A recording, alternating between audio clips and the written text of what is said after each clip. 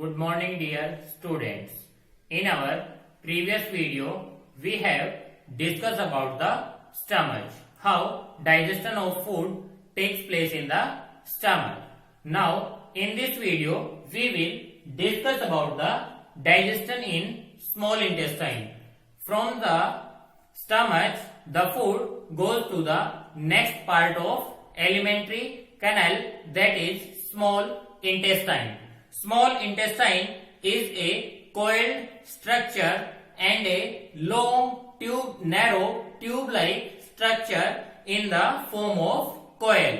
It is approximately 6 meter in length. It is a very thin tube-like structure and it is the longest part of the alimentary canal.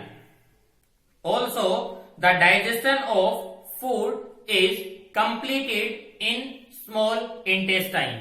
The digestion of food is completed in the small intestine. Also, it receives different digestive juices from liver and from the bile, from the liver and from the pancreas. So, it also receives the different digestive juices which also help in the digestion of food. So, what are the functions of small intestine? Small intestine, in small intestine, protein is converted into amino acids. Protein is digested and converts into amino acids, and protein is converted with the help of pancreatic juice. Pancreas is the gland, is the pink colored leaf-like gland which produce pancreatic juice and release to the small intestine. And in small intestine, the protein converted into amino acids with the help of this pancreatic juice. Also, liver. Liver is the largest gland present in our body. It is reddish brown in color and also it produces a digestive juice, that is bile juice, and this bile juice converts the fat into fatty acid and glycerol. This bile juice produced by the liver is stored in the gallbladder, and from gallbladder it goes to the small intestine, and in small intestine this bile juice converts fat into fatty acid and glycerol. Also, the different digestive juices present in small intestine converts the carbohydrate into glucose and fructose, which are simple food. Now, in small intestine, the walls of this intestine also absorb these digested nutrients, or these digested food is absorbed by the walls of the small intestine.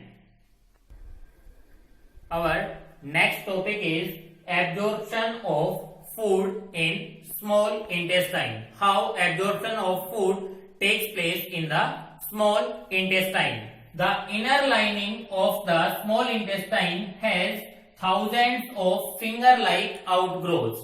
From in the inner line of small intestine, there are thousands of finger-like outgrowths, and these finger-like outgrowths are known as villi. Villi are used to absorb the digested juices,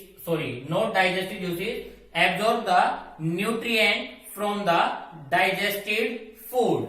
These villi absorb these nutrients and send to them into blood vessels by the diffusion. By diffusion process, the villi absorb these nutrients from the food and send to them into the blood vessels, and through blood vessels these nutrients goes to the cells where they react with oxygen and produces energy. So in small intestine, villi are present and why villi are present in small intestine, or what is the function of villi in the process of digestion. First, villi increases the surface area for the absorption of food. Also, it slows down the movement of food through the small intestine. The food goes through small intestine very slowly due to these villi, and also they increases the surface area for the absorption of food so that all the nutrients can be absorbed easily. Another is absorption in large intestine.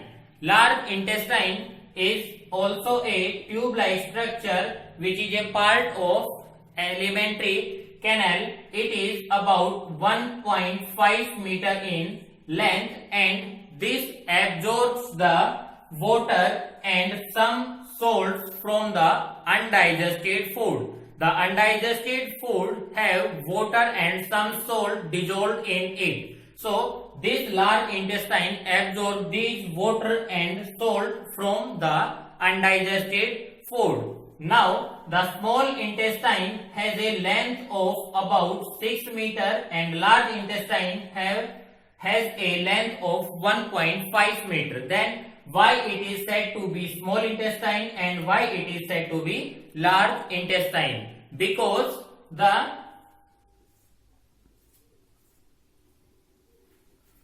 width of the intestine is small and large. The small intestine has